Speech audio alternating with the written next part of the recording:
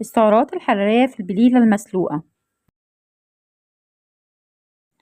المعلومات الغذائية في البليلة المسلوقة لل100 جرام: السعرات الحرارية 170 سعر حراري، بروتين 6 جرام، كربوهيدرات 35 جرام، دهون 8 جرام.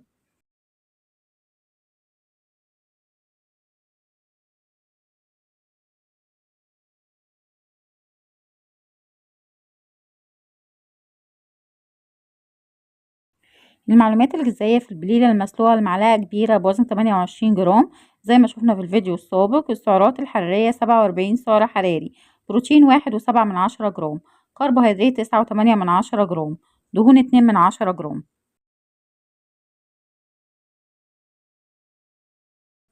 المعلومات الغذائية في البليلة المسلوقة: لنص كوب بوزن 122 جرام زي ما شفنا في الفيديو السابق. السعرات الحرارية 207 سعر حراري، بروتين 7.3 جرام، كربوهيدرات 42.7 جرام، دهون 1 جرام.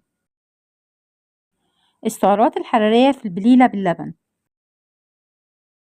وكوب البليلة اللي قدامنا فيه نص كوب من البليلة المسلوقة مع إضافة نص كوباية من اللبن مع معلقة ونص صغيرة من السكر.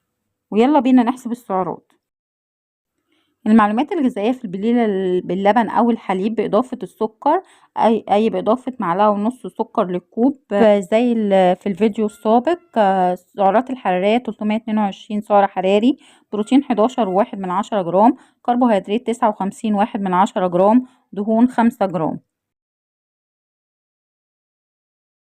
السعرات الحرارية في البليلة باللبن بدون إضافة السكر للي حابب يضيف سكر دايت.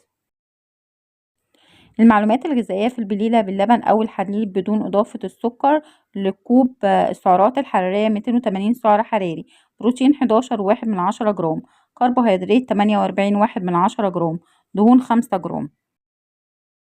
طبعا البليلة باللبن سعراتها عالية ولكن لو احنا عاملين رجيم ممكن ناخد منها نص كوب ضمن سعراتنا اليومية. ولو حد حابب يعرف سعرات لأي أطعمة ياريت يكتبلي في التعليقات.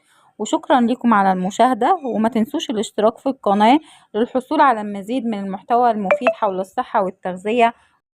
وانتظرونا وقيم غذائية جديدة.